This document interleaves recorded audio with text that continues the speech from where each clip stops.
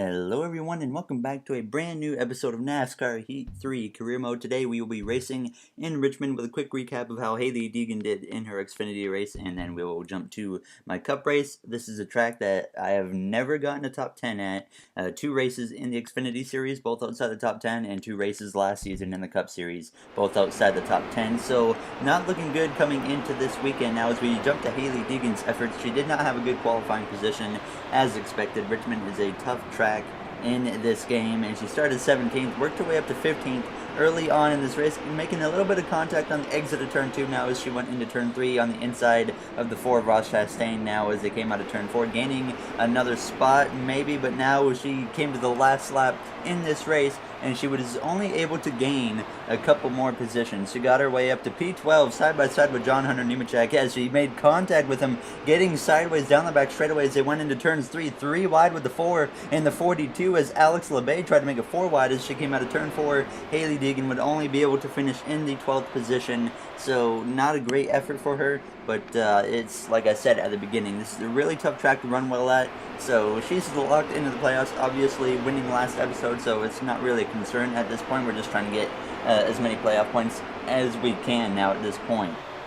But either way, she still did a decent job. I think my best finish in the Xfinity Series at Richmond in my season was 13th, and she was able to bring the car home in 12th. So Hailie Deegan, though, already has that win this season. It's kind of up to me now to step my game up in the Cup Series to get my first victory of the season, and we're going to try to do that. Obviously, Richmond might be a little bit hard to do that, and hopefully we can pull that off. Last season, or last time at this track, we had a pretty solid short run setup, and it looked like we were going to be a top 10 car, and then at the end of, or midway through the last stage, it went into a complete disaster and we finished in the mid-20s, so it wasn't good for us.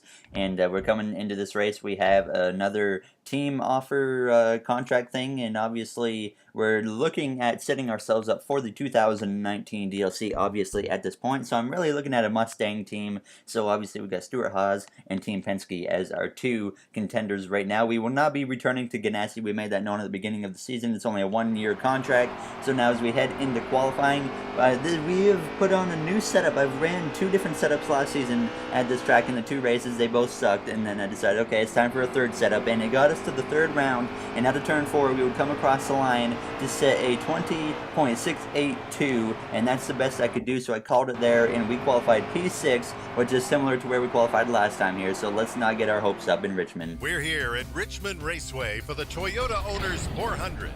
Tonight, the Monster Energy NASCAR Cup Series makes its first of 2 stops at America's premier short track. Located just outside of Richmond in Henrico County, this 3/4-mile D-shaped oval has just undergone a large infield redevelopment project that brings race fans closer to all the exciting action. Right now, we're ready to get closer to that action ourselves. The green flag is about to fly. It's time to go racing. Alright, we are ready to get going here in Richmond. Kevin Harvick and Kyle Busch will lead the front row to green. Daniel Suarez isn't nearly as fast as expected. He's been fighting the car all weekend. Kevin Harvick, like I said, your pole winner with Joey Logano starting in the 2nd row right behind him. Ryan Blaney starting in the back after an engine change after qualifying, and that's your only driver that has been sent to the rear of the field for tonight's race. Now, as we get ready to take the green flag from the 6th starting position in Richmond, we come into the restart zone, and the green flag is out, and we are underway in Richmond Raceway. And you're going to be noticing that I'm going to be turning my mirror off quite a bit in this race because the frame rate at Richmond is so bad with the mirror on that I only can turn it on at select times to really when there's other cars around me, like on restarts. Now as we come down the back straightaway into turns 3, Kevin Harvick clears the field now as he is way out of here, and now Joey Logano taking the 2nd position from Kyle Busch as we come across the line to complete the 1st lap in this race. We started P6, we dropped 2 positions early on here, down to P8, battling alongside the 14 of Boyer, who clears me at a 2. Now William Byron looks to my inside. William Byron's been having a much better season this time around than he did last season in his rookie season, so he's looking to continue his momentum that he's gained early in the season as he clears me. And now as we complete the 2nd lap, Chase Elliott will try to pass me for the 9th position as we briefly drop to the 10th position, so certainly not a good start for myself on this outside line. but we were clear to come down out of turn 2, and by the time it came to lap 4, still in the same situation, right behind the 9 of Chase Elliott. But Kyle Busch, he started second in this race. He has quickly drifted back like I did on this outside line starting position now as we come across the line to start lap 5. We look to the inside of 18 of Kyle Busch. Certainly the short run was actually feeling a little tighter than it did with the last setup. The last setup we had was much freer on the short run last time we were at Richmond, so I wasn't really sure how this setup would perform on the long run. Hopefully it's not insanely loose, and by the time we came to lap 12, we got passed by Kyle Busch. He was able to pass me back, and I dropped down to the 10th position. So at the midway point in the stage, we have lost still 4 positions compared to our starting position now as we come through out of turn 4. You see my mirror's off right now just because of the frame rate as Kurt Busch lurks behind in the 11th position with 12 to go in stage 1 as Kyle Busch looks to the inside of Joey Logano through turns 1 and 2, and on the exit of 2, Logano's looking like he's going to give up the position to Kyle Busch, and by the time we come to lap 15, we were able to get past the 22 of Logano. He was dropping very fast. As you see, Kurt Busch was also able to get by him, and Kurt Busch was quickly closing the gap to myself now as we went into turns 1, as Kyle Busch is among the cars stuck behind this little train up here that spreads up to about the 4th position. And as we come to lap 21, looking to the inside of Clint Boyer now in turns 1 and 2, you see Ryan Blaney coming out of pit road. He actually started in the back from an engine change, and he had engine problems earlier now as he is going to force it on my inside. Kurt Busch will force it 3 wide on my inside as we come across the line. That was certainly a bold, ambitious move by the 41 of Kurt Busch, his last season in this 41 car before he takes over my position next season in the 2019 DLC. Now as we do clear Clint Boyer but lose a spot to Kurt Busch, so the net gain was absolutely 0 there in that situation. Now as Ryan Blaney sits on the outside line as Jimmy Johnson looks to pass him now as we head into turns 1 and 2. 2 laps remain right now in stage 1, and now Blaney's just pretty much staying out of the way. Obviously he's in dead last, not a good point stay he's going to have. I believe he's currently inside the playoffs but without a win now as we head into turn 3, looking to his inside, and out of turn 4 we should clear him. He's actually going to hang on my outside now though as we come to the white flag in stage 1. He's going to try and battle it out, I guess, as we head into the first corner for the final time in the stage. Chase Elliott leads this little train of cars now as we come down the back straightaway heading into turns 3 behind the 41 of Kurt Busch. We're not going to be able to run him down as we come through the center of the corner, and on the exit of turn 4 we're going to come across the line to finish stage 1 in P9. So certainly a solid effort for myself, and I didn't really notice much of a performance change in the car throughout the stage, so I'm pretty hopeful at this point that we might actually have a setup that is capable of running in the top 10 throughout the majority of this race. So we're looking to continue that as Truex won the stage to get a playoff point. He's obviously won the 2 races now, so good for him, I guess. He is quickly becoming the possible favorite this season, and he was last season's champion, now a 2-time champ in the Cup Series. As we get ready to start stage 2, the green flag is back out. William Byron at a 4th place finish as well in stage 1, so very solid for himself as we're all over the back bumper of the 48 of Jimmy Johnson as we head into turns 1 and 2 on the inside now of Kurt Busch and the 41 Haas Automation Ford as we come out of turn 2 down the back straightaway. The first lap in stage 2 is just about complete now as we head into turn 3. A little bit of oversteer into the entrance of the corner, but we do hang on now as we come out of turn 4 side by side with Kurt Busch's brother Kyle Busch as we cross the line, trying to gain the 7th position from Kyle Busch as we head into turns 1, getting clear of him as he drops in line behind me just in front of the 22 of Joey Logano now as we battle alongside the 24 car of William Byron, a car that I had thought about going to this season, but we decided to not take up that opportunity as we come out of turn 4.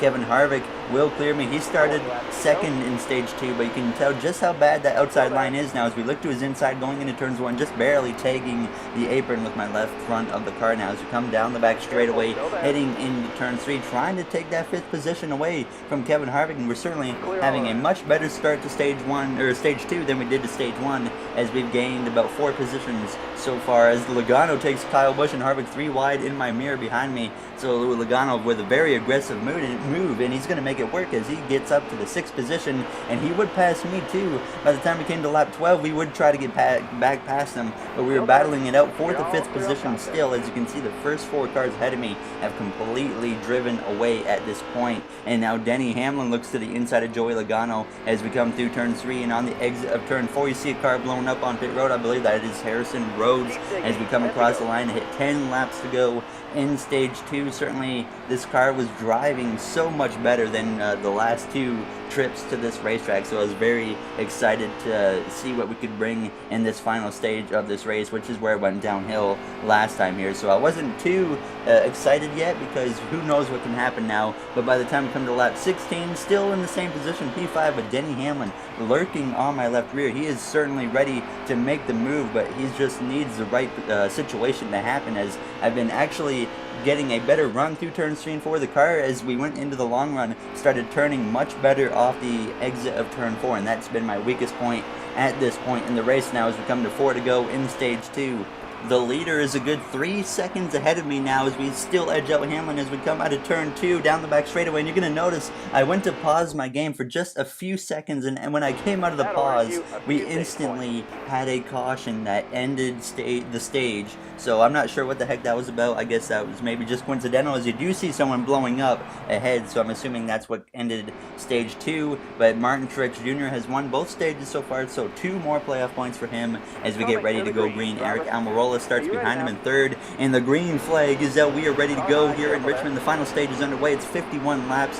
Eric Almirola sits P3, who has had a lot of good runs early in this season, but he just hasn't been able to capitalize on his opportunities and get that victory, kind of like myself now as we come out of turn 2, looking to the inside of Jimmy Johnson, but he's going to clear me down the back straightaway into turn 3. I could have sent it up his inside there, but I kind of let him get in line. I was kind of being a nice person there now as we come across the line to complete the first lap in stage 3, as Kurt Busch tries to get past me now as we head into turns 1, looking to the inside of the 9 of Chase Elliott as we come out of turn 2, making a little bit of contact with him down the back straightaway now into turn 3. We will clear him going into turn 3 now as Kurt Busch looks to his inside as we exit turn 4 and come across the line. Truex continues to lead over second place Eric Almirola, and third place Jimmy Johnson. As you see in the background, I believe it's Kevin Harvick taking it 3 wide now behind me, as he certainly has a fast car in this race, and unfortunately he got caught up on that outside line, which shifted him backwards throughout the field now, and he got on an inside line restart, and he's immediately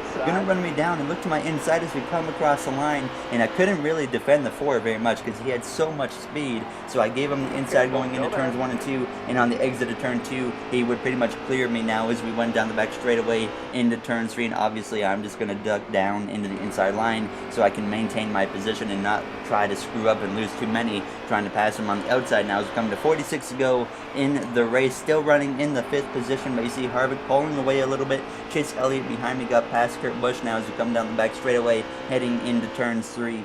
Martin Truex Jr. continues to lead over second place Almirola, who is all over his back bumper. So Almirola giving Truex a challenge, which we really haven't seen much of a challenge to Truex throughout this race now, as Chase Elliott has closed the gap on myself all over my back bumper now as we come out of turn 2 down the back straightaway. This time on lap 63, even closer now Chase Elliott is to my back bumper now as we come out of turn 4. He certainly has a chance to look to my inside, and I'm not going to protect it this time because I've been holding him up, and I'm going to kind of respect him a little bit, even though I don't really like Chase Elliott. Now through turns 1 and 2 on the exit of 2, side by side with the 9 down the back straightaway. Obviously I'm still going to battle him because it's Chase Elliott. I'm not going to just let him go easily as we come through turns 3 and 4 on the exit of turn 4. He will though clear me across the line, and we fall back to the 6th position with 36 laps to go in this race. And Jimmy Johnson now getting passed by Harvick. He's certainly falling a little bit off the pace as myself and Elliott start to run down the 48 of Jimmy Johnson. Thankfully, myself and Elliott aren't battling for the lead because the 48 would probably take us out and the whole field, so he could take the lead and win the race. Now as we come through turns 3 and 4 on lap 70, looking to the inside of the 48 of Jimmy Johnson as we come across the line, trying to work our way back into the top 5, and clearly our car is certainly handling so much better than the last time here. By this time, last time in this race, we were in the mid-20s because the car was so bad, and now we're running in the top 10 throughout this whole race in Richmond, which is something I've never done before, which really is a shock performance for myself in Richmond. Now as we come to lap 78, still in 5th behind Chase Elliott in 4th, but you see we've all run into lap traffic now as Jimmy Johnson and Kyle Busch sit right behind me as Johnson's going to look to my inside, but I kind of blocked the move down the back straightaway into turn 3. He's once again on my inside, but I couldn't really defend that time now as we get stuck behind the 62 of Brendan Gaughan. Surprisingly, he hasn't blown up yet in this race now as we make it 3 wide with him and Johnson now as we head into turns 1 and 2, side by side with the 48 of Jimmy Johnson as we come out of turn 2 on the back bumper. Bubba Wallace Wallace, who's having a very rough race, as we're going to force it 3 wide as we head into turns 3. Now in the middle once again, as Johnson will clear me on the exit of turn 4, and so will Kyle Busch now as we come across the line to hit 21 laps to go in this race, falling back to the 7th position just because we kind of got stuck on that top line. Unfortunately, now as we come all over the bumper of Kyle Busch, now down the back straightaway, moving up the track as we head a few laps later now. 81 out of 100 now, right behind Kyle Busch as we come across the line. Almirola got stuck behind lap traffic as well, behind Michael McDowell to be specific, and we immediately look to his inside, and we're able to get back up to the 6th position with no fight at all from McDowell. Or I should say Almirola. My apologies on that now as we come to lap 82. Once again, I had to pause the game for a brief moment now as we hit 18 laps to go through turns 1 and 2. We have a curb blowing up in front of us, and it's 18 of Kyle Busch running in the 5th position. And we're going to go on his outside and gain the position as a caution comes out for Kyle Busch blowing up in front of me.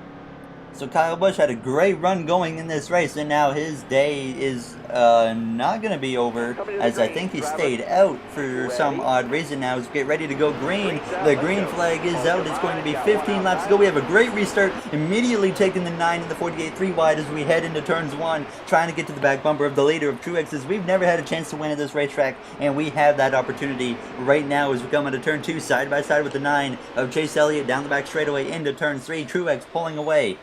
And out of turn 4, we clear the 9, but Almirola's going to look to my inside now as we come across the line. He will take 2nd position away, but not too fast. I'm going to cross him over and immediately look to his inside through turns 1 and 2, sliding up the track just a little bit now. Out of turn 2, Almirola's going to look to my outside still. William Byron sits behind me in the 4th position as we head into turn 3, clearing the 10 of Eric Almirola now as we exit turn 4. Byron and Almirola battle side by side as Byron tries to look to my inside, but I kind of blocked the move as we come to 13 laps to go now on lap 88. Truex pulling away from myself and the rest of the field as we exit turn 2 down the back straightaway, and by the time we come to lap 92, we would end up getting another caution, which is going to give me another opportunity to maybe get ahead of Truex, take the lead, and maybe hold on to win this race. Obviously, we're going to need a very good restart, which is going to be very hard to do on this outside line. Really, starting on this outside line is not what we need to be doing, so it's not looking good for myself as we get ready to go green. The green flag is back out. We have a chance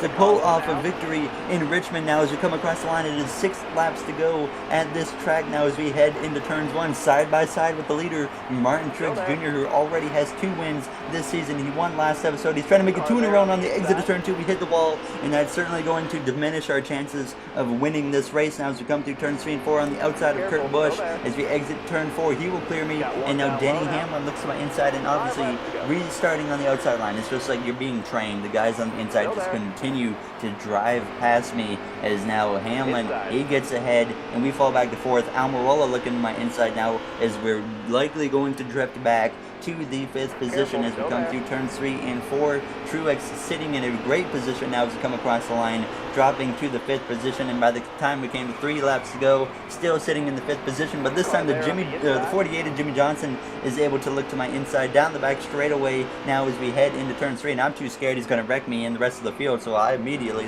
just stay to the outside and let him go now as we come out of turn 4 across the line, hitting 2 laps to go in this race. And really, at this point in the race, this was the worst that the car has handled the whole time. As you can see, at a turn 2, I'm just really struggling to keep the car off the wall, turning the car. It was just a really tough issue now as we come through turns 3 and 4 to take the white flag. This time, Truex takes the white flag. DJ Kennington in the 7th position. I don't know how in the heck that happens, but we got 2 Canadians now inside the top 10 on the last lap in this race through turns 1 and 2. Down the back straightaway for the final time, Martin Truex Jr. has 2 wins to his name this season. He won last episode, and he's going to make it 2 in a row now for his 3rd win in Richmond, and we will come across the line in a shocking 6th place finish, which to me at Richmond is like a victory because we have finished in the mid-20s, I think, every time. Maybe we finished like 17th once or something, but certainly a shocking finish for myself. Very happy with that result, obviously. I mean, I never expected to finish in the top 10, so we certainly got the setup down now. We don't have winning speed in the car, and it's going to be very hard to do that. We certainly got up to the second position with a little bit of luck on my side, and we do drop down now to the third position in points as Truex overtakes me to take second, as he has a good bunch of playoff points now, sitting at 21 to be exact.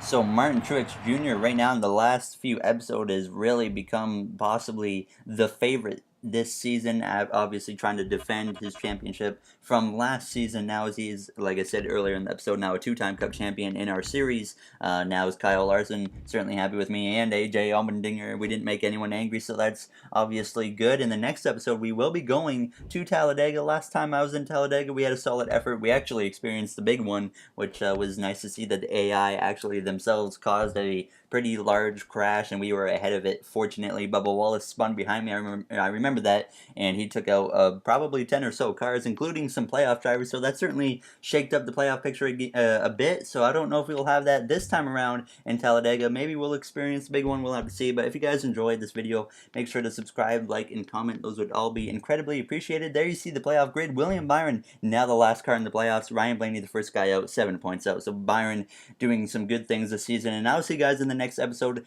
Thank you for watching, everyone, and have yourselves a great day.